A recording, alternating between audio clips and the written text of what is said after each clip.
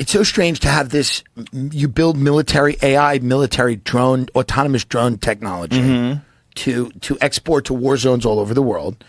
You build domestic surveillance technology to surveil our friends and neighbors. And then your other pet passion is the Antichrist. It's odd. Wouldn't you include tennis? Wouldn't you go, and I'm big into tennis?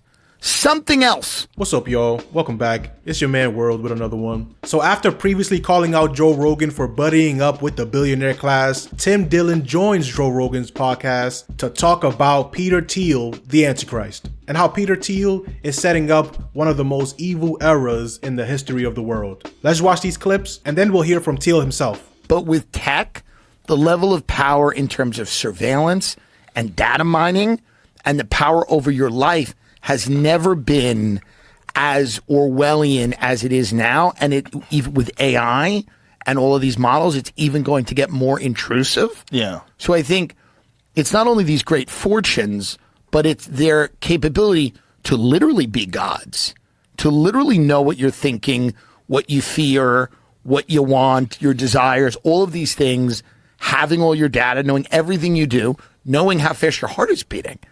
You know, all these wearable things that you have that are transmitting frequencies to, you know, someplace where all of your health data is being stored.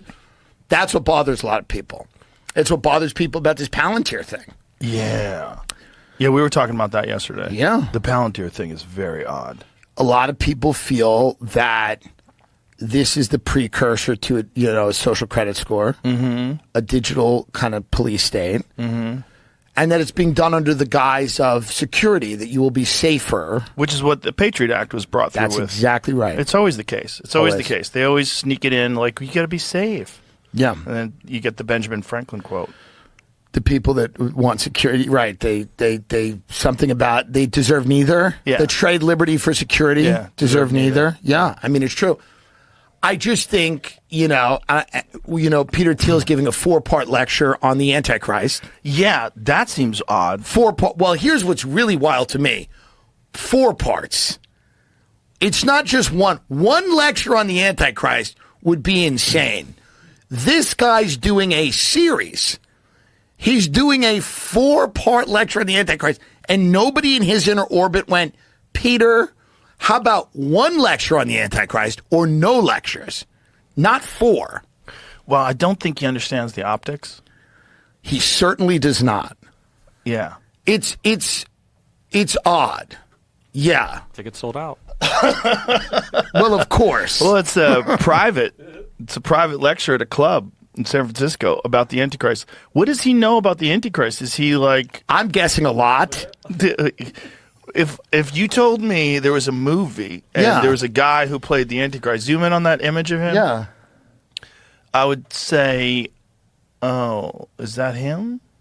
Was that the Antichrist? Joe's acting like Peter wasn't just on his podcast last year, and they're probably in more contact than we realize. This is like me doing a 4-part lecture on Long Island racism.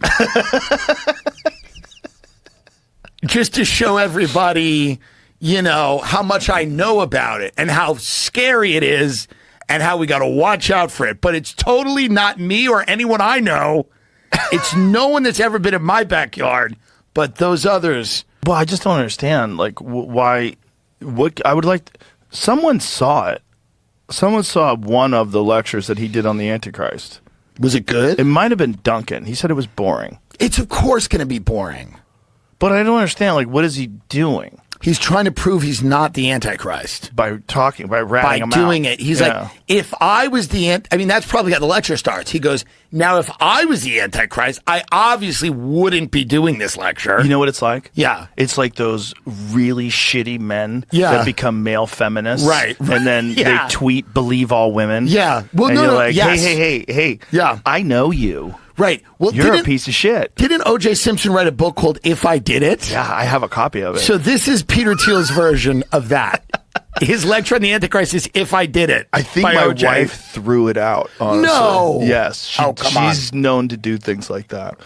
I get it. As a woman, you would see it and go, he doesn't need this. Well, she thinks it's for because I go, somebody gave it to me for fun. It's signed. Right. It was a signed copy. Amazing. And sometimes she will throw things like that out if they gather dust for a little too long. I understand. I don't lock it in my office.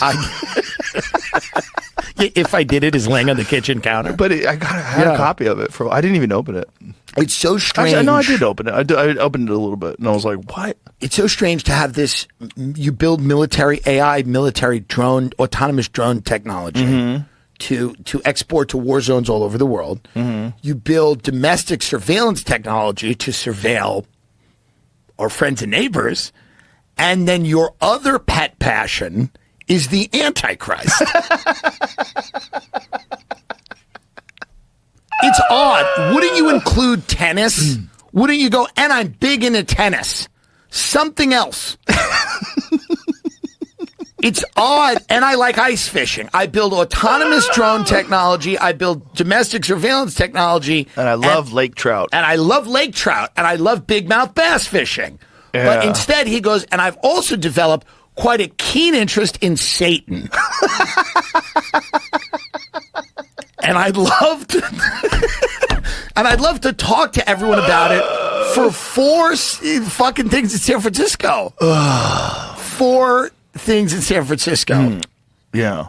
Seems a bit much. Yeah, it seems a bit much. Too much on the nose, a little bit heavy-handed. That a guy that bribed his way into the White House, that hand chose the vice president, and then had his lackey install his companies inside the White House, inside the government, to track all of our data, has been given talks about how technology should be our rulers for decades. That would be too much, right?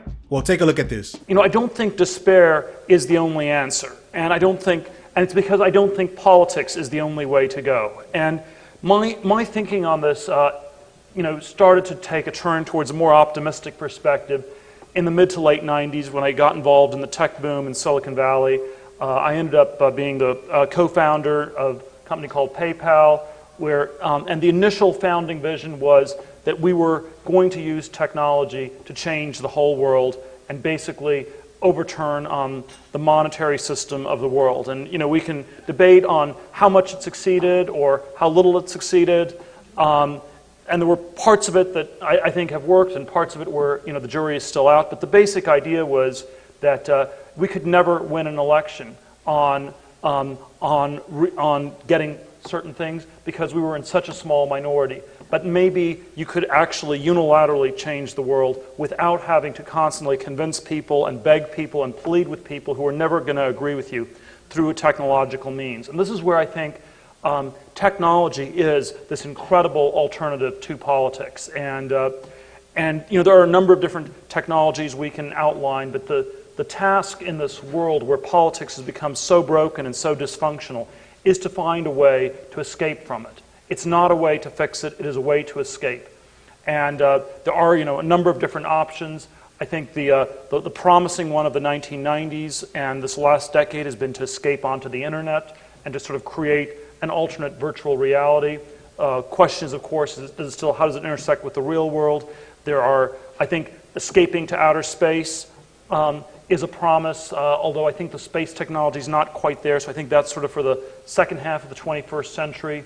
I think we can try to, create autonomous countries on oceans, underwater, all sorts of other spaces. But I think technology is the vehicle for how we should be looking to escape and move beyond politics as we find it today. And by that he means him controlling the world through technology. Him controlling how decisions are made through technology. Him controlling all of our data through technology. So him giving this anti-human speech is not a new thing. He's even been asked directly about being an antichrist and how he's creating the technology that an antichrist, whether you're religious or not, would use to try to take over the world. This is my very specific question for you, right? Is that you're an investor in AI.